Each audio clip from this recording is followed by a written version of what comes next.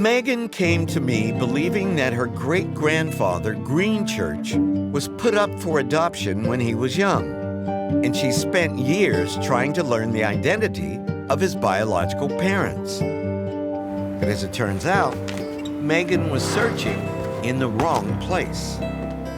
In the 1900 census for North Carolina, we found Green as a 5-year-old boy living on a farm. However, he wasn't living with an adoptive family. He was in the home of his grandparents, as well as a number of other close relatives, including a brother named Rufus Church. Okay. Okay. Did you have any idea that he had any siblings? Like, my aunts had told me that his mom had remarried or something, remarried and had a son named Rufus. Oh. But I never knew that they lived together at all. And so, like, I knew that he probably had a brother named, like, a half-brother, but I didn't know that they ever knew each other or lived together or anything like this. Wow. That's amazing. Green and Rufus seem to have had an unusual childhood. Records show that in 1900, the same year that they were living with their grandparents, they also spent time in the home of a couple named Caroline and Solomon Moxley. Caroline's maiden name was Church, which suggests that she and Solomon were Green's parents. We wondered if perhaps the boys were simply being raised by both their parents and their grandparents. If so, that arrangement didn't last. Within a decade, Caroline and Solomon were living in another state with another group of children. T.S. Moxley, head, age 46, married, occupation farmer. Caroline, wife, age 37, married.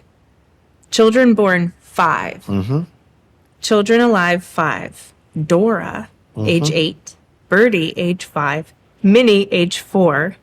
Lloyd, age 2. Frank, age 2 months. I've never heard any of those names. Right. 5 children. 5 children. By 1910, Solomon and Caroline had moved out of North Carolina and settled in Virginia. And as you could see, neither your great-grandfather Green nor his brother Rufus are living with them, but 5 other children are. So what that means is that sometime around 1906, Solomon and Caroline left your great-grandfather Green and his brother Rufus in the care of their maternal grandparents in North Carolina, packed up, headed off to build a new life in Virginia. We found no evidence that Caroline and Green ever reconnected or that she ever reconnected with Rufus. It seems she just left the boys behind forever. Yeah. Megan Moxley. That doesn't sound right. No, I like it. I think it's got a nice ring. Megan Moxley. Megan Moxley. I don't know about that. You think your father would like being a Moxley? No, I don't think so. Okay. This story was about to take a twist. Trying to learn more about the Moxleys, we uncovered their marriage register, and it contains a curious piece of information. The couple married in February of 1898, but Green was born in 1895. So that marriage took place when Green was about 3 years old. Okay. What do you make of that?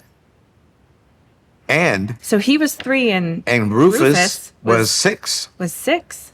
Yep. Wow. Okay. So they had 2 children together and then got married. Well, either they had 2 children together. Or she had children. Or she had 2 She had children. And then they got married. And then they got married. It had to be one or the other. Because we don't know when they met. Right. She might have had 2 children when they met. So this got us to wondering, was Solomon Moxley, in fact, Green's father? I'm guessing no. I'm guessing that she had 2 children and met him and got married. And then in 1898. part of the deal was she was going to leave the kids fathered by the other guy behind. Okay. That's your theory? Yeah. Yeah, Okay. that makes sense to me.